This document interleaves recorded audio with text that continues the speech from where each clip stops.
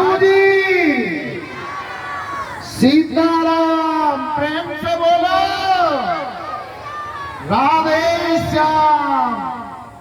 अवधान बोलो कि यहाँ दिन दूनी रात चौगनी उन्नति हो। व्यासपीठ से साधुवाद धन्यवाद है। दान के ऊपर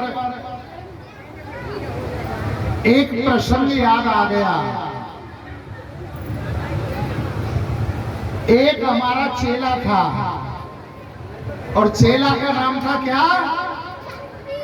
चंगीलाल। सबको याद हो गया नाम तो उसका। एक बार हमारा चेला चंगीलाल एक प्रोग्राम के अंदर गया, भागवत कथा आदि हो रही थी, तो वहां सब दान दे रहे थे। चंगीलाल के मन में भी उमंग हुई कि मैं भी दान कर दूं। चंगीलाल ने 1 लाख का चेक काटा और जाकर के जो दान लिख रहा था कोषाध्यक्ष उसको दे दिया और कहा कि मेरी तरफ से ये गुप्त दान है, नाम मत बताना। 1 लाख का जब दान आया, जो कोषाध्यक्ष था उसने माइक पर बोला कि अभी अभी हमारे बीच में एक सज्जन आए हैं, उन्होंने अपना नाम बताने के लिए मना किया है और 1 लाख रुपए का गुप्त दान दिया है। जैसे ही घोषणा हुई कि तालियां गूंज गई। 1 लाख रुपए का दान, पर कह दिया कि नाम नहीं बताना।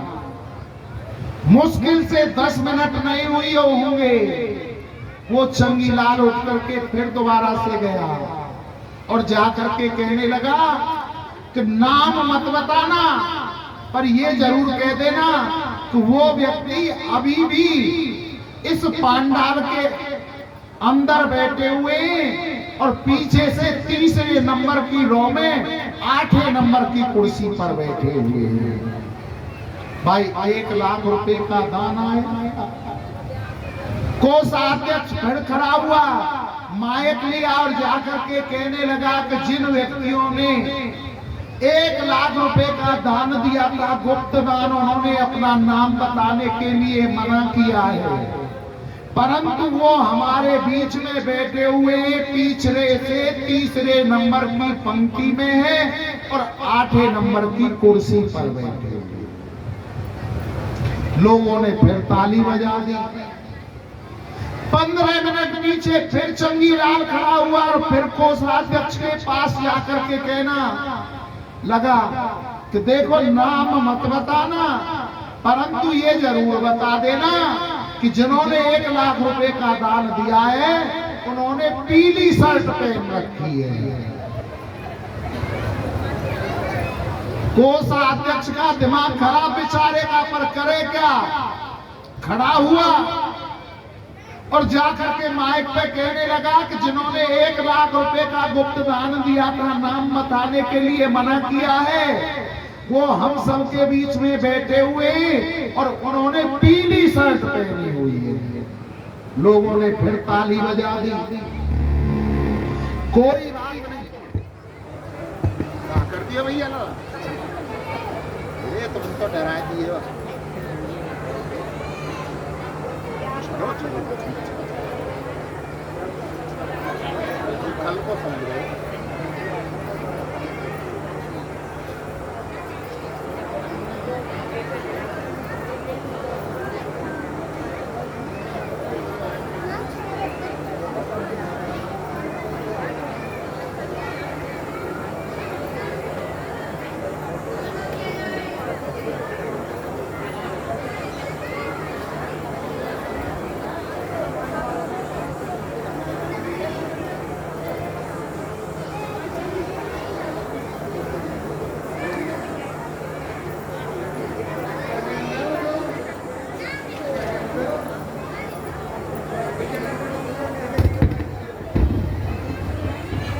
बोलो आनंद कंद भगवान की जय।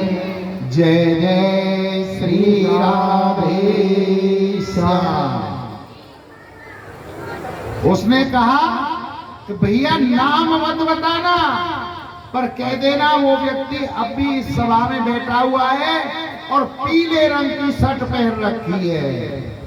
कोषाध्यक्ष उठ करके गया और माइक पर जाकर के कहने लगा कि भैया जिसने 1 लाख रुपए का गुप्त दान दिया है नाम बताने को मना की है, और वो इसी सभा के अंदर बैठा हुआ है और उसने पीली शर्ट पहन रखी है। पब्लिक ने फिर तालियां बजा दी। कोई बात नहीं, शाम को कथा हो गई, आरती हो गई। शाम को जब देखा गया कि आज दान कितना आया, टोटल करा गया, उस चेक को भी लिया गया जो चंगी लाल ने दिया था 1 लाख का। कमेटी के सदस्यों ने देखा कि उसमें 1 लाख रुपया तो भरा हुआ है, पर उसमें साइन नहीं थे, नाम नहीं था। कमेटी के 10-5 लोग इकट्ठे होकर के चंगी लाल के घर गए और कहने लगे, चंगी लाल, बोले हाँ जी, कल कथा में तुम्हें 1 लाख रुपए का दान दे करके आए थे, चेक पे तुम्हारा 1 लाख रुपया तो भर रहा है, पर उस पर साइन नहीं किए, तुमने नाम नहीं लिखा है। बोले साइन कर देंगे, नाम लिख देंगे तो फिर गुप्त दान कहाँ रहेगा? गुप्त दान तो गुप्त दान है, अगर साइन कर दिए, नाम भर दिए तो फिर नाम का पता चल जाएगा। तो ऐसा भी गुप्त दान मत करना। तन पवित्र सेवा की है, धन पवित्र कर दान, मन पवित्र हरि भजन सो त्रिविध होत कल्याण। जो हमारा शरीर है वो किससे पवित्र होगा? बड़ों की सेवा करने से, साधु संत माता पिता गुरु आदि की सेवा करने से। धन पवित्र होता है उसमें से जब हम दान करते रहते हैं। और मन पवित्र कब होता है? जब हम परमात्मा का कीर्तन कथा नाम जप करते हैं तो मन पवित्र होता है। जब इन 3 कार्यों को किया जाता है त्रिविध होत कल्याण, उनका तीनों लोकों में कल्याण होता है। और आप कितने बड़े सौभाग्यशाली हो।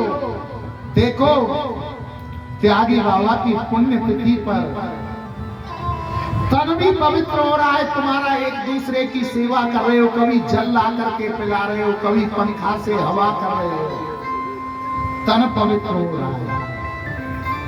धन पवित्र हो रहा है, कोई चीनी का कट्टा दे रहा है, कोई रिफाइंड का टीन दे रहा है, कोई पैसे दे रहा है, और कोई गुप्त दान भी कर रहा है।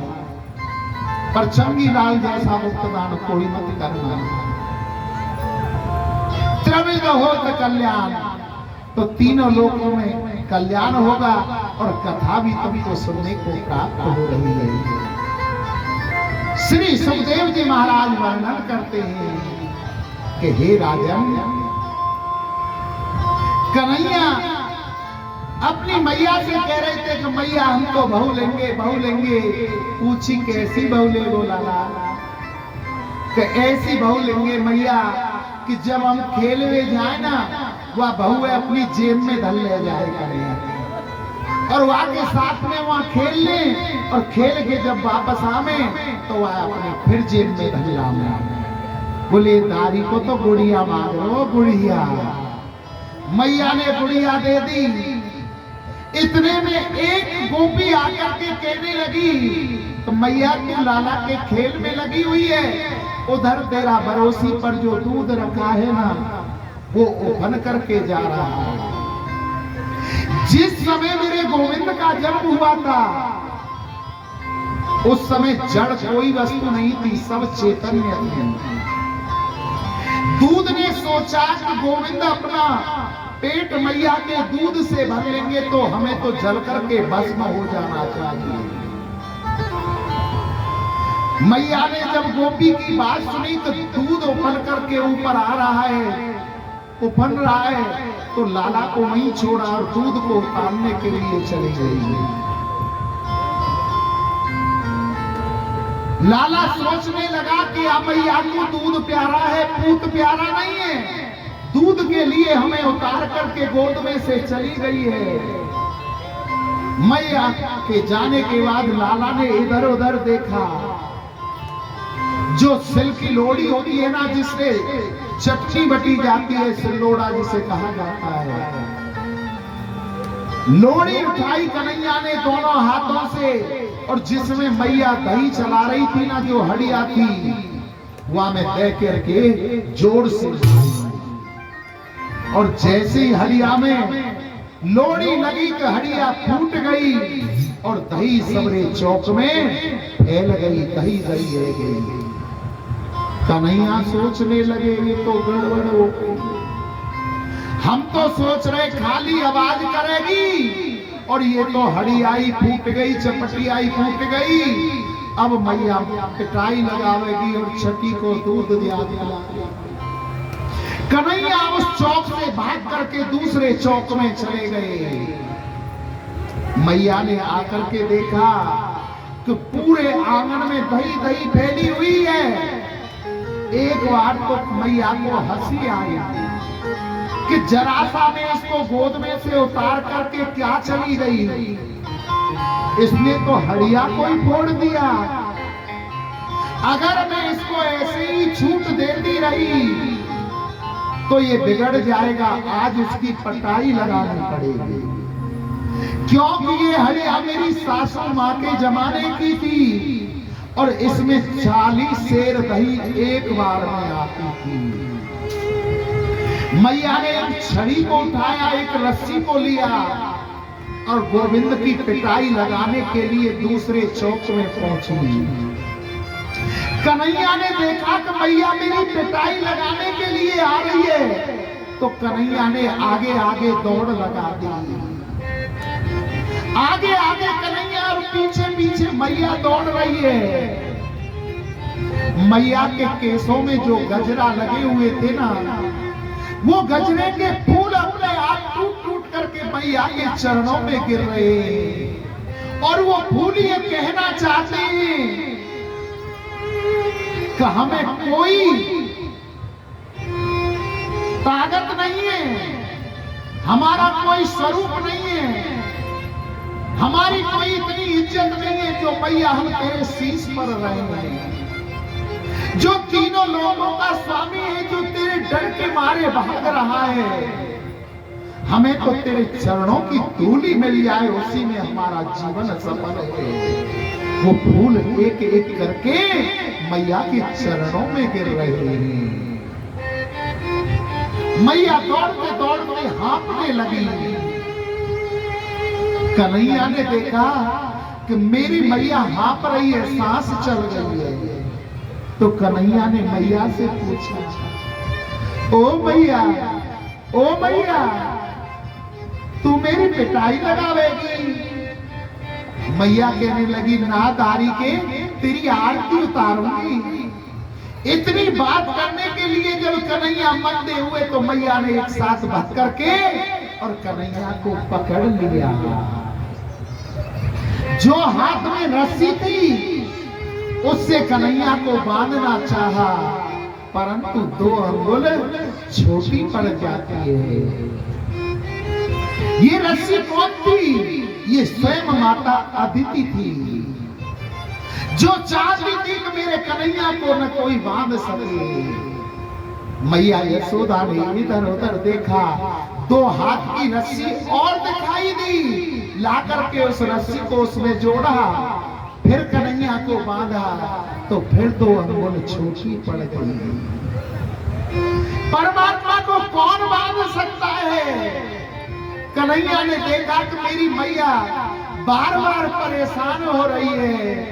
मैया के हाथ से रस्सी को कन्हैया ने ले लिया और अपने आप अपनी बहानी में बांध दिया। अगर परमात्मा को कोई बांध सकता है तो स्वयं बंध सकते हैं। किसके कारण?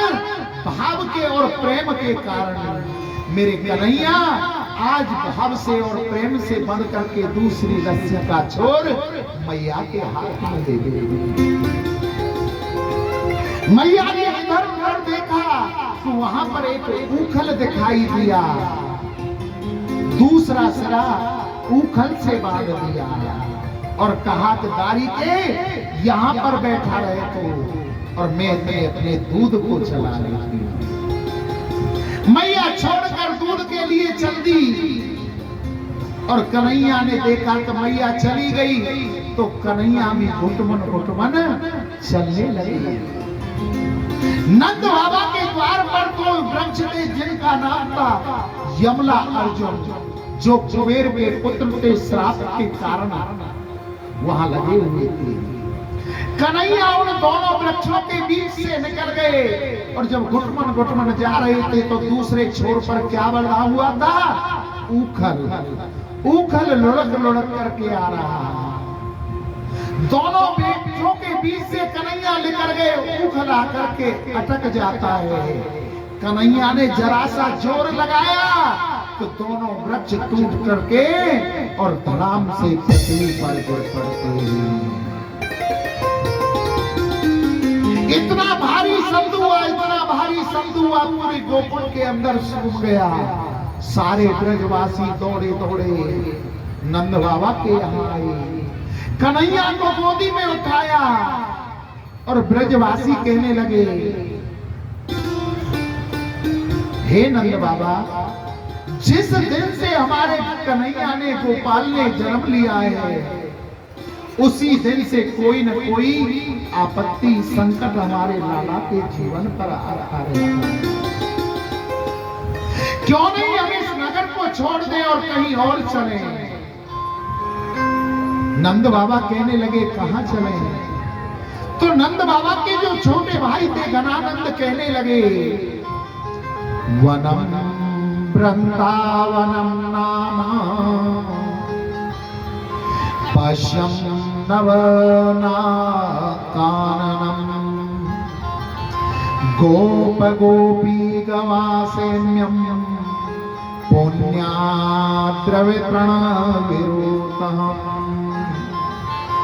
कि यहाँ पास में एक वृंदा कहते हैं तुलसी का वन है जिसका नाम है वृंदावन।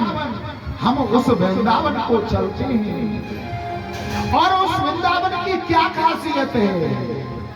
वृंदावनम गोवर्धनम यमुना पुलिनानिचे वीक्षस्यामि द्वैता प्रीति राम माधव योरपता। ऐसा पवित्र वृंदावन है, उसके पास में ही गोवर्धन है। यमुना जैसे यहाँ बह रही है गोकुल में, ऐसे ही वृंदावन के पास में बहती है। इसलिए हमें वृंदावन चाहिए। जो 85 चौकों का महल था नंद बाबा का, आज अपने लाला की खुशियों के लिए उन्होंने उस महल का परित्याग कर दिया। ब्रजवासियों ने अपना सर्वस्व अपनी बैलगाड़ियों में रख लिया, अपने घरों को छोड़ दिया। किसके कारण? कन्हैया के कारण का हमारे लाला पर कोई संकट ना आए और आज गोकुल से वृंदावन के लिए चल देते हैं। हम भी अपने इस कथा के माध्यम से आज फिरोजपुर गांव से वृंदावन के लिए चलेंगे और वृंदावन जाऊंगी सखी, वृंदावन जाऊंगी। वो मेरा उठा बिरह की पीर सखी, वृंदावन जाऊंगी। जिनके बिरह की पीर उठ रही है वृंदावन जाने पे उठ जाओ, तो देर लगाओ।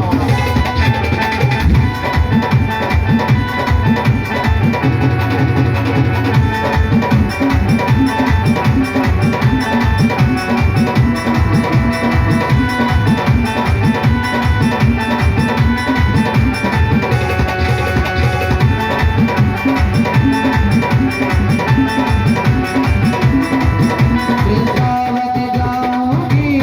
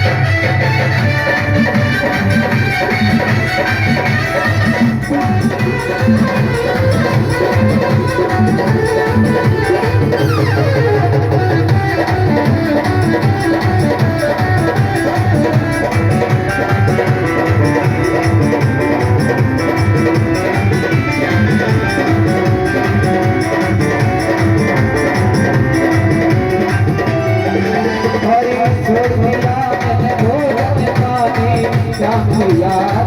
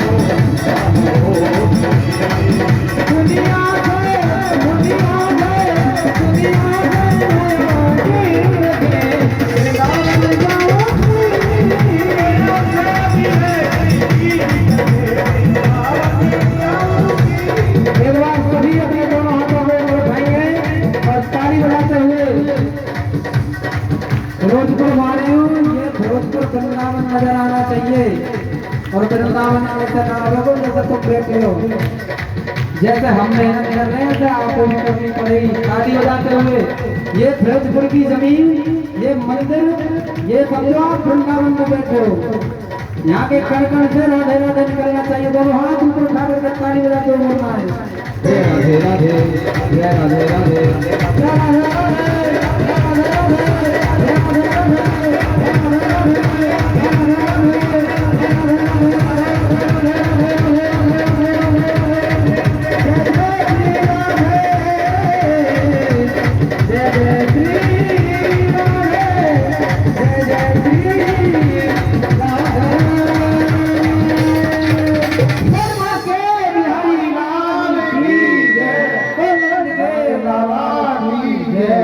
जय जय श्री राधे श्याम। उनकी तो हवा में उड़ रही है सीताराम।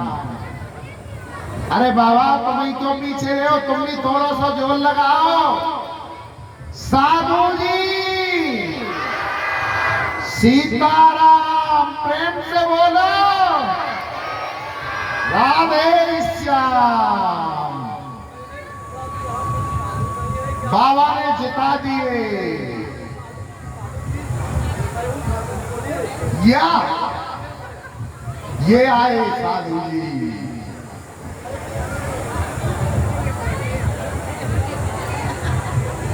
अब तो कृष्ण और बलराम को लेकर के ब्रजवासी गोकुल को छोड़ करके और वृंदावन पहुंच जाते हैं। वृंदावन में कोई घर तो थे नहीं, झोपड़ियां बनाई और वहां रहने लगे। गोविंद ने कहा मैया हमें गौ चराने की अनुमति प्रदान कर दो। तो मैया कहने लगी अभी तुम छोटे हो, गौ चराने की तुम्हें अनुमति नहीं मिलेगी। बछड़ा बछिया चराने की छोटे छोटे उनकी आज्ञा मिल गई। छोटे छोटे सखाओं को लेकर के बछड़ा बछिए चराने के लिए गए। वहां एक राक्षस आया, वृतासुर, बछड़े के रूप में। कृष्ण बलराम ने उसका उद्धार कर दिया। उसके बाद में एक और राक्षस आया, बकासुर, बकले के रूप में, जो पाखंड का प्रतीक है। उसका भी उद्धार मेरे प्रभु ने कर दिया। कंस ने फिर एक राक्षस और भेजा जिसका नाम था अघासुर, जो अजगर के रूप में आया। आकर के वृंदावन के पास में बहुत बड़ा उसने शरीर बनाया और अपने मुंह को खोल लिया। नीचे की जीव पृथ्वी से लगा दी और ऊपर का तलुआ आकाश से लगा दिया।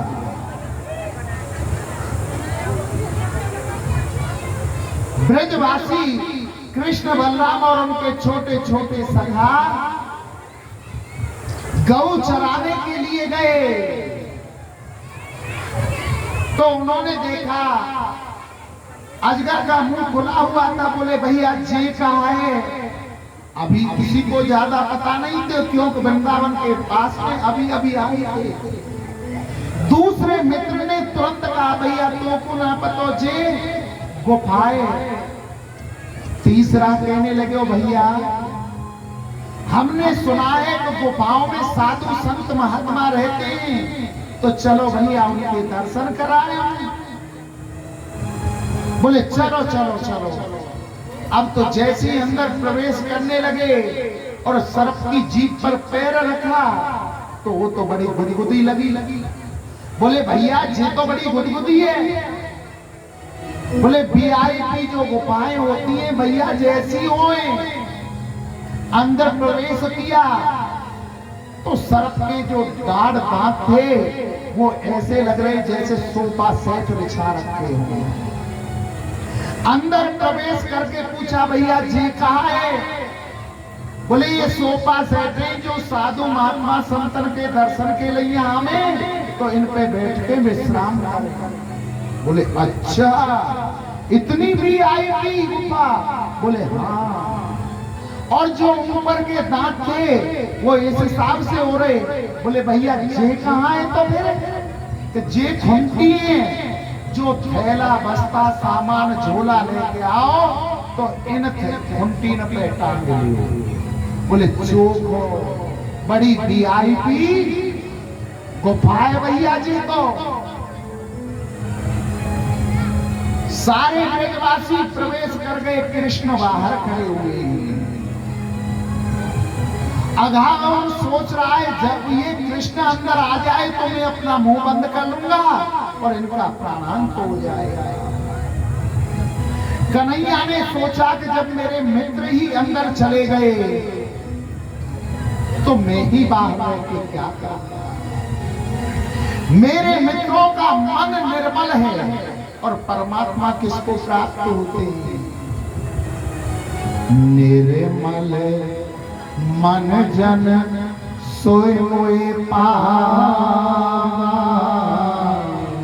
मोहे कपट छल छिद्र न भावा।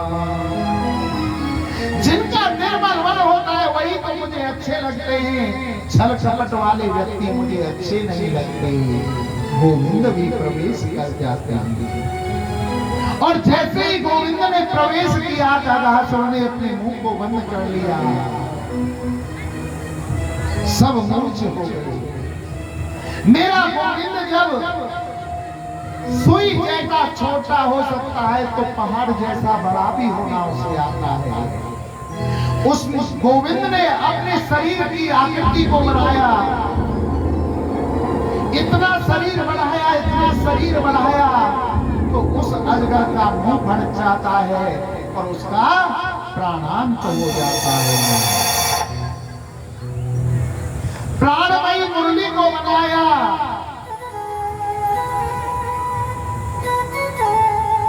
सारे ब्रजवासियों की मूर्छा खुली।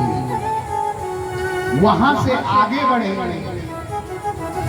और कहने लगे, भैया जो बाल भोग लेके आए हो, कलयुग लेके आए हो, ले लो भैया, भूख लग रही है हमको। सखान की मंडली का गोल टोल बन गया। बीच के अंदर कन्हैया बैठ गए। सब कह रहे हैं कन्हैया हमारे घर का तू माखन खा। दूसरा सखा कहता है कि हमारे घर का लडुआ खा। तीसरा सखा कहता है हमारे घर का पेड़ा खा। उसी मंडली के अंदर एक मधुमंगल नाम का प्रोहितानी का पुत्र बैठा हुआ था जो अत्यंत निर्धन था। मधुमंगल मन में सोच रहा है काश वो दिन कब आएगा जब ये कन्हैया मेरे घर का भोजन पाएगा। भक्त के मन में भाव आने की देर होती है कि कन्हैया भगवान तुरंत समझ जाते हैं और कहने लगे, आज हमें भोजन करना है तो मधुमंगल के घर का करना है, नहीं तो भोजन नहीं करेंगे। मधुमंगल कहने लगा, ओ कन्हैया देख, आज मैं कछू नहीं लेके आया हूं तेरे लिए। कल कछू लेके आऊंगा, तू कल भोजन कर लियो। कन्हैया कहने लगे, अगर भोजन करेंगे तो आज तेरे घर का करेंगे, नहीं तो हम भूखे ही रहेंगे। मधुमंगल ने जब ये बात सुनी तो कहने लगा, हो कन्हैया तू 2 मिनट ठहर, मैं दौड़ा दौड़ा घर जाता हूँ और घर से कुछ न कुछ तेरे लिए भागा लेकर के आता हूँ। मधुमंगल ने दौड़ लगा दी घर के लिए। घर पहुंचा और घर जाकर के अपनी माँ से मधुमंगल कहने लगा, ओ भैया देख कन्हैया ने मेरे कितनो मान सम्मान रखो। भरी सभा के अंदर भोजन करना है तो मधु मंगल के घर का करना है, नहीं तो नहीं करना है। मैया का चुप लाला के भैया खाने को हो तो दे देना। मैया कहने लगी मधु मंगल बेटा अभी किसी के यहाँ पर मैं प्रोहिताई के लिए नहीं गई। जब प्रोहिताई करके आऊंगी, पंडिताई करके आऊंगी, ठाकुर सेवा करके आऊंगी, ठाकुर जी की पूजा करके आऊंगी, तो कच सीधा मुझे मिलेगा और तब जाके भोजन बनेगा। मधुमंगल कहने लगा मेरा कन्हैया वन में भूखा बैठा है, मैया कछु तो होगा घर में। बोले छीके पर कढ़ी रखी हुई है, कढ़ी ले जा। मधुमंगल ने जाकर के कढ़ी को उबाल करके देखा तो कढ़ी से खटास आ रही थी। कढ़ी को देख करके मधुमंगल का मन खट्टा हो गया और फिर सोचने लगा कुछ तो लेकर के चलना पड़ेगा। आज कढ़ी के पात्र को लेकर मधुमंगल चल दिया और जब 1-1.5 खेत दूर रह गया तो सोचने लगा कि ये खट्टी कढ़ी में नहीं गोविंद को खाऊंगा। अगर मैं इसको कहीं फेंकता हूं तो गोविंद इतना चालाक है उसे पता पड़ जाएगी। छुपाता हूं तो गोविंद ढूंढ लेगा। मैं एक काम करता हूं, इस कढ़ी को मैं ही खा जाता हूं, न रहेगा बांस न बचेगी बांसुरी। जब ये कढ़ी नहीं बचेगी तो वो खट्टी कढ़ी कहां से खाएगा। मधुमंगल उस खट्टी कढ़ी को खाने लगा। एक मित्र की दृष्टि पड़ गई और कहने लगा देखो देखो मधुमंगल कुछ खा रहा है। कृष्ण और उनके सखा दौड़े दौड़े मधुमंगल के पास आए और कन्हैया से आज रहा नहीं गया है। मधुमंगल से कढ़ी की मटकी को ले लिया और उस झूठी कढ़ी को मधुमंगल की को आज कन्हैया खाने लगे हैं। ब्रह्मा जी ब्रह्मलोक से देखने के लिए आए कि देखो तो सही जो विधाता है परमात्मा है वो ब्रज में क्या लीला कर रहा है। आकर के ब्रह्मा जी ने देखा कि वो तो बाल वालों की झूठी कढ़ी खा रही। तो ब्रह्मा जी उनके मित्रों को और गौओं को चराकर ब्रह्मलोक ले गए। कृष्ण ने देखा कि मेरे मित्र और गौ नहीं है, रोने लगे। फिर ध्यान लगाकर देखा ब्रह्मा जी चुरा कर ले गए। प्राणमयी मुरली को बजाया और अपने शरीर से उतने ही गए बछड़े मित्र उत्पन्न कर दिए और ये क्रम 1 वर्ष तक चला। 1 वर्ष बाद जब ब्रह्मा जी देखने के लिए ब्रज में आए तो इतने ग्वाल सखा हैं तो कृष्ण पहुंच जाते हैं ब्रह्मलोक में ब्रह्मा जी बन करके और द्वारपालों से कह दिया कि बहुत बेरूपिया घूमते हैं, अगर कोई और ब्रह्मा आए तो उसे मार करके निकाल देना। ब्रह्मा जी ब्रज में घूम करके अपने ब्रह्मलोक जाने लगे तो द्वारपालों ने रोक लिया। अरे बाबा जी हो बेरूपिया रुक जा। ब्रह्मा जी कहने लगे क्या कह रहे हो।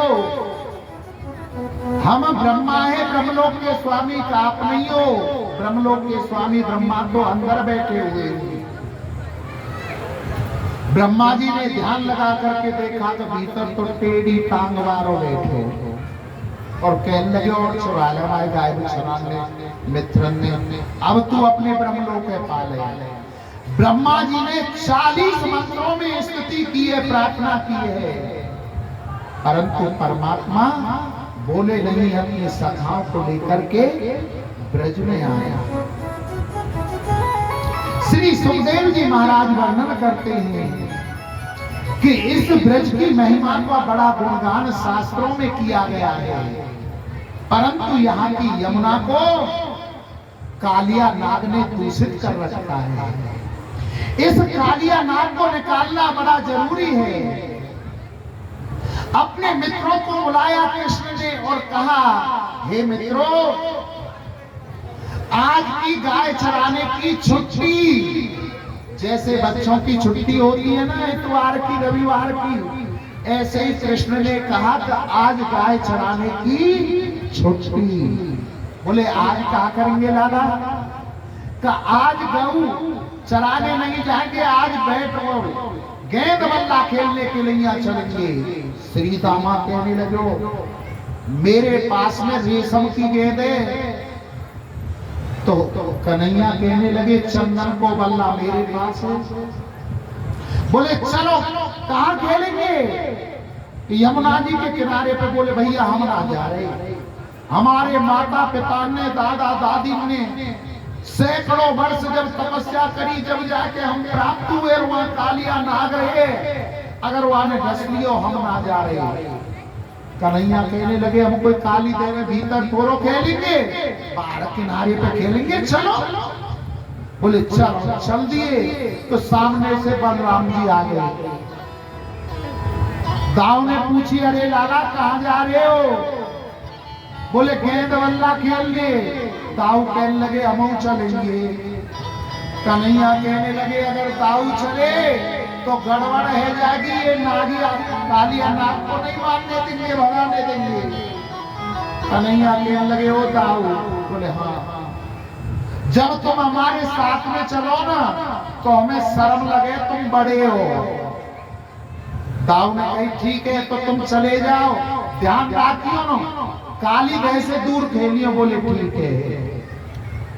पहुंच गए, खेल प्रारंभ हो गया, सबकी बारी आ गई। लास्ट में गोविंद की बारी आई, और गोविंद को जब गेंद करी, ऐसो टोल मारो, ऐसो टोल मारो, गेंद जा करके और जमुना जी में गिर गई। अब तो श्री धामा कहने लगे, ओ कन्हैया, ओ कन्हैया, हमारी गेंद दे दे, हमारी गेंद दे दे। बोले भैया बात की वजह तू दो गेंद और ले लियो। ना, हमें तो वही गेंद चाहिए। तो पता कैसे बनाई हमने वो गेंद? हमारी मैया को रेशम को सायाओ, वह साया पे पट्टी फाड़ फाड़ के हमने गेंद बनाई, हमें तो वही गेंद चाहिए। तू बड़े राजा को बेटा है, तेरे पास में 2-4 लाख गऊ ज्यादा होंगी, हम छोटे, हम पे कम होंगी, पर खेल में कोई बड़ो छोटो ना रो, हमें तो हमारी वही गेंद चाहिए। बोले वो गेंद तो भैया जमुना जी में जानो पड़ेगा। बोले जमुना जी में जा, चाहे गंगा जी में जा, कहूं जा, हमारी गेंद ला के दे दे।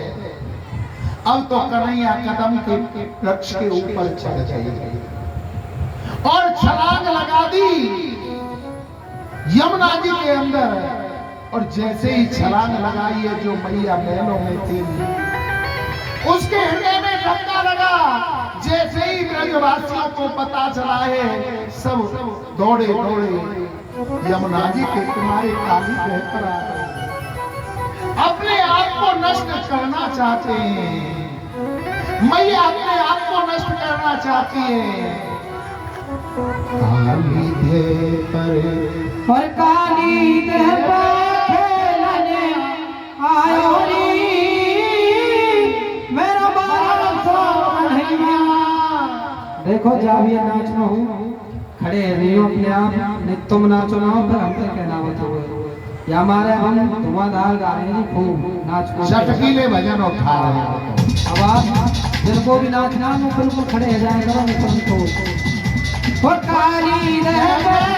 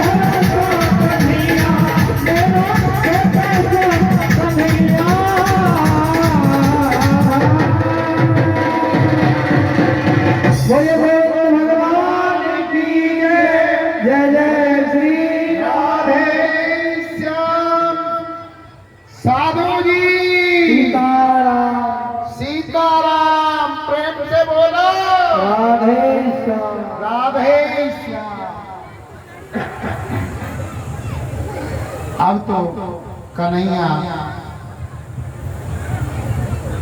यमुना में अंदर कूद जाते हैं और कालिया नाग से गेंद मांगते ही युद्ध छिड़ जाता है। कालिया नाग कन्हैया के शरीर पर लिपट जाता है। गोविंद ने अपने शरीर को फुलाया, सर्प की जो जबड़न थी ढीली पड़ गई और कन्हैया उसके फन पर चढ़ जाते हैं। जिस फल को ऊपर उठाता है उसी पर प्रहार करते हैं। क्षमा याचना मांगी नाग पत्नियों ने, नाग ने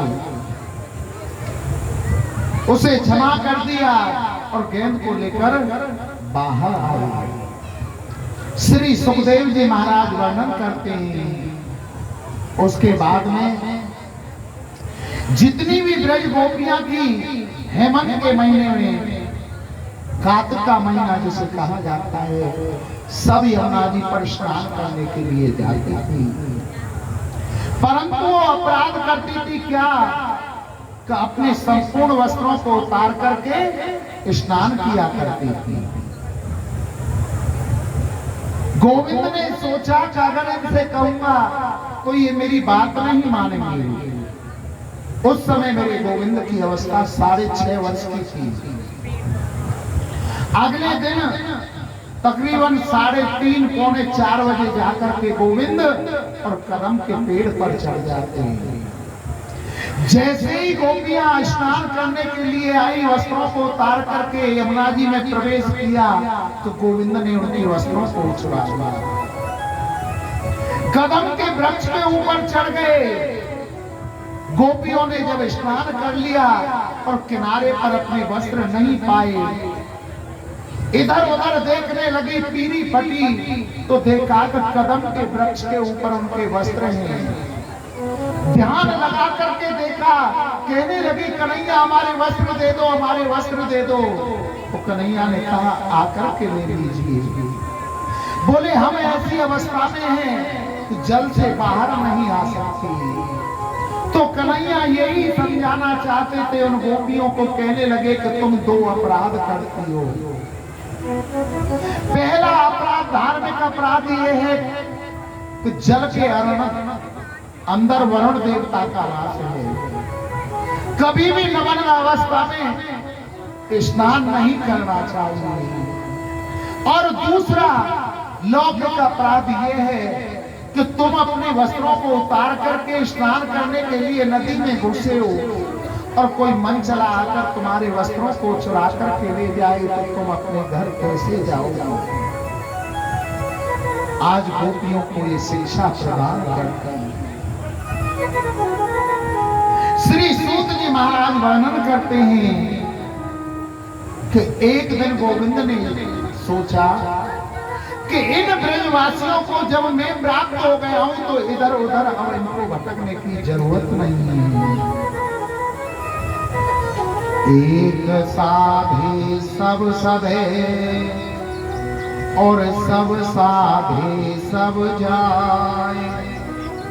जब इनको मैं प्राप्त हो गया हूं, तो अब इन्हें उधर उधर भटकने की जरूरत नहीं है। परंतु इन ब्रजवासियों से अगर मैं कहूंगा कि आप मेरी पूजा करो, तो ये कह देंगे कि ये तो वही नंद को छोड़ा है, मेरी पूजा नहीं करी। इंद्र की पूजा करवानी होगी बंद, और गोवर्धन महाराज की पूजा करानी होगी उनके। अगर आज कलयुग में प्रत्यक्ष रूप में कोई देवता है, तो ब्रज 84 कोष के अंदर गोवर्धन महाराज, जो आज भी प्रतिदिन एक एक तिल पृथ्वी में समा रहे हैं। और जिस दिन वो संपूर्ण समा जाएंगे, उस दिन पृथ्वी पर प्रलय आ जाएगी। और दूसरे हनुमान जी महाराज।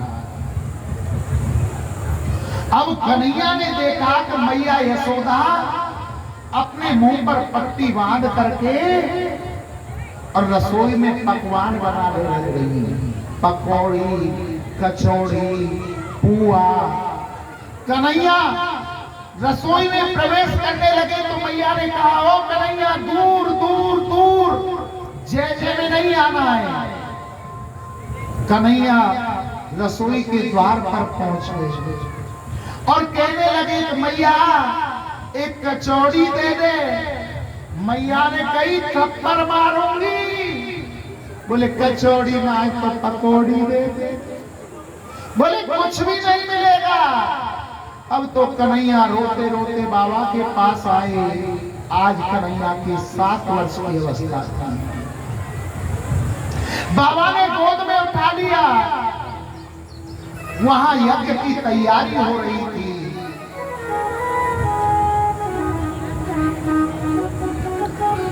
बोले कन्हैया क्यों रो रहे? तो मैया कचौड़ी पकौड़ी बना रही। मैंने कचौड़ी पकौड़ी मैया से मांगी तो मैया ने थप्पड़ दिखा दियो। और बाबा आप ये क्या कर रहे हो? परजन्यो भगवान इंद्रो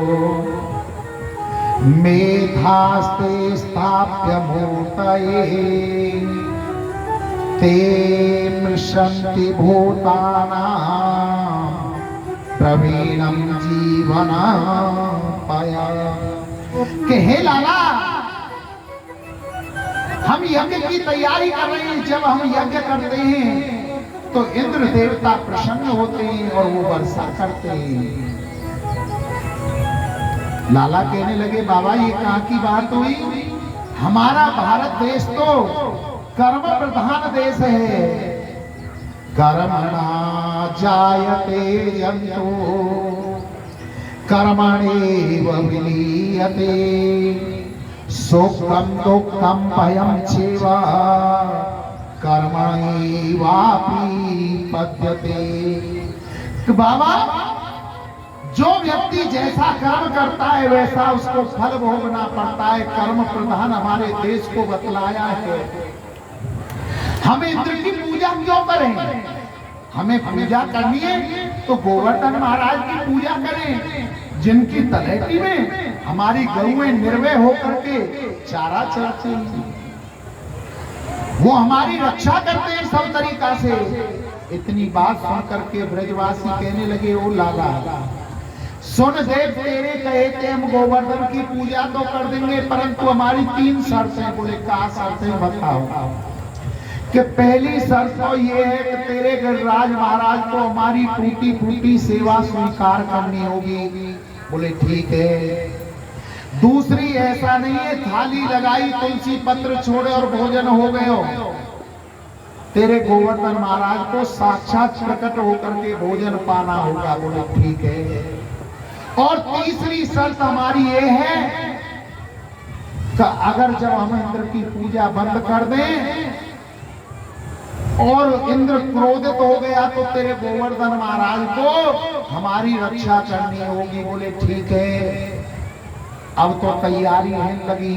56 प्रकार के भोजन बन रहे हैं गोवर्धन महाराज के लिए। क्या क्या? खुरचन, खीर, मोहन, खमीरा और खुरमी। खीर, खजला, जलेबी, कलाकंद, बालूशाही है। मोहन, खार, मेवावटी, मठरी, मसूर पाक, केक, रसगुल्ला, संग में रबड़ी सुहाई है।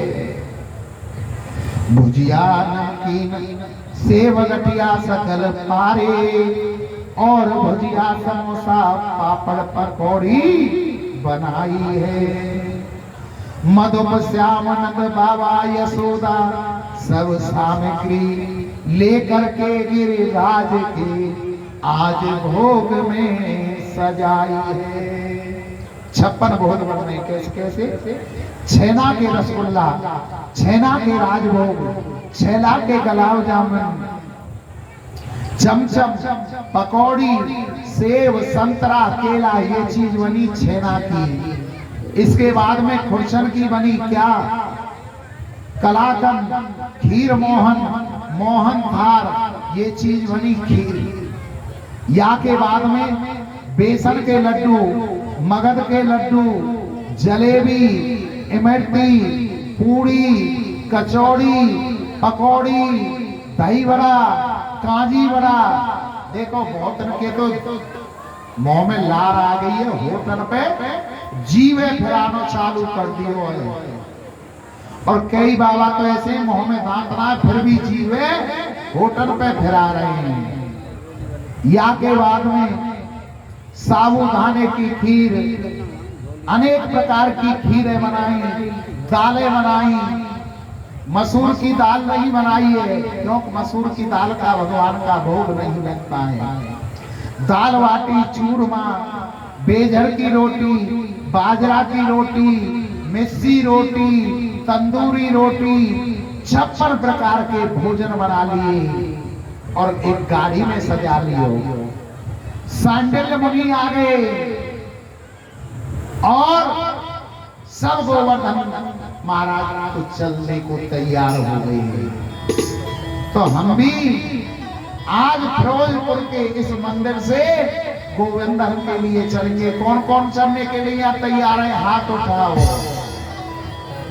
अरे नाय माने और मैं तो गोवर्धन पूजा मेरे पीर खड़े हैं यार।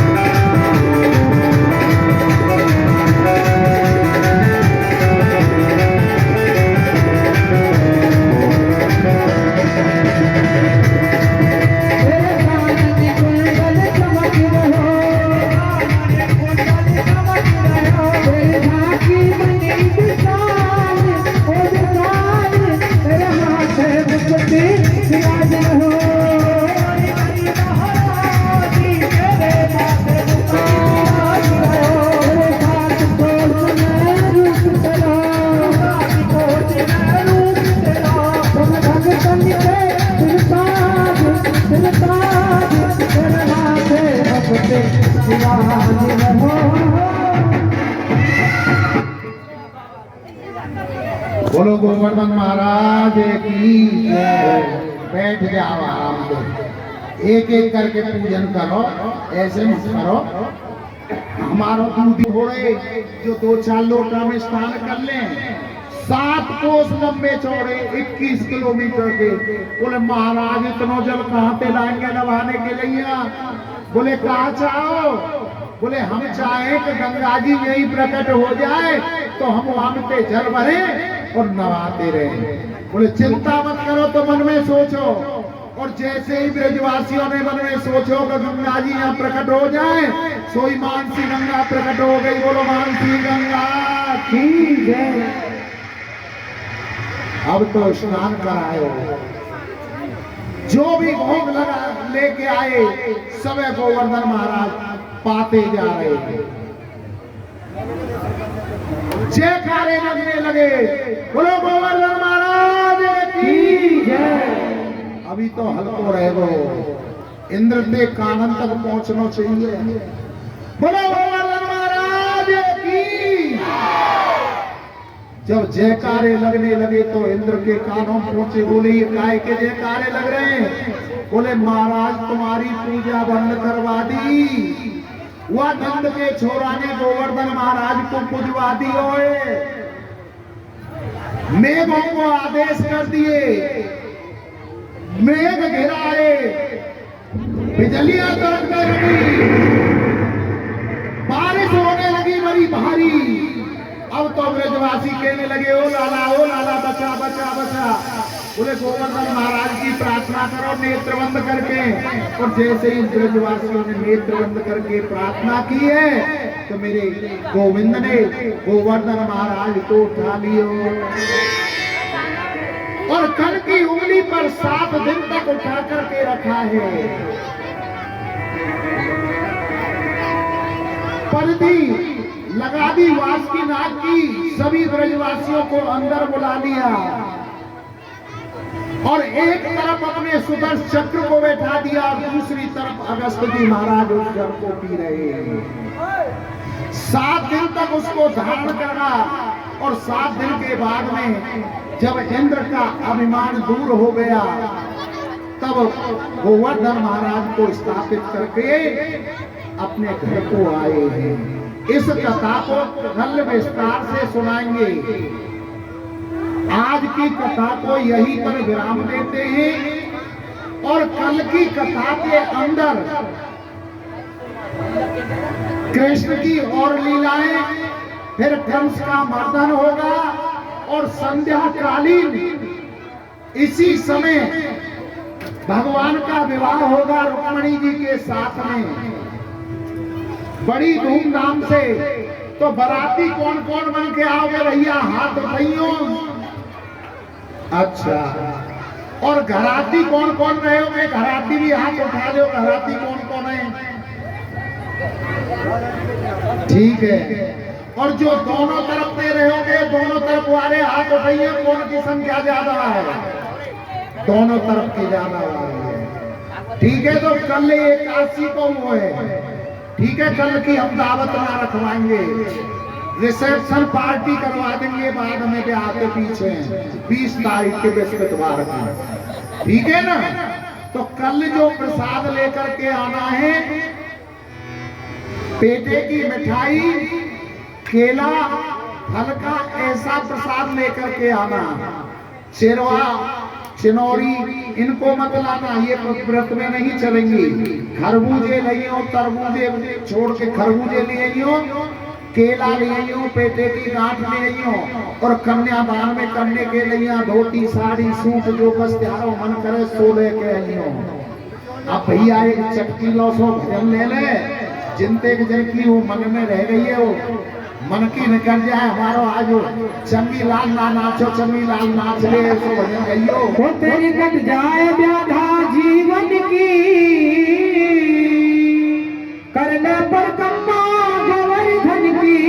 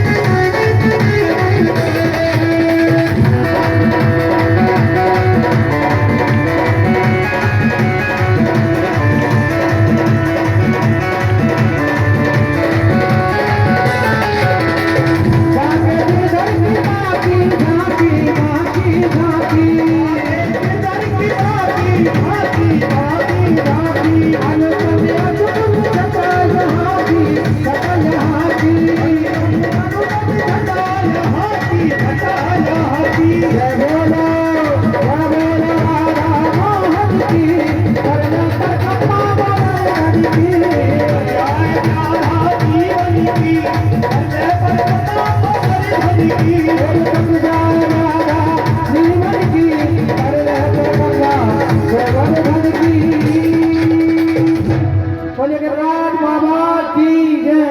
आइए बड़े भाव से सभी भगवान की आरती करेंगे।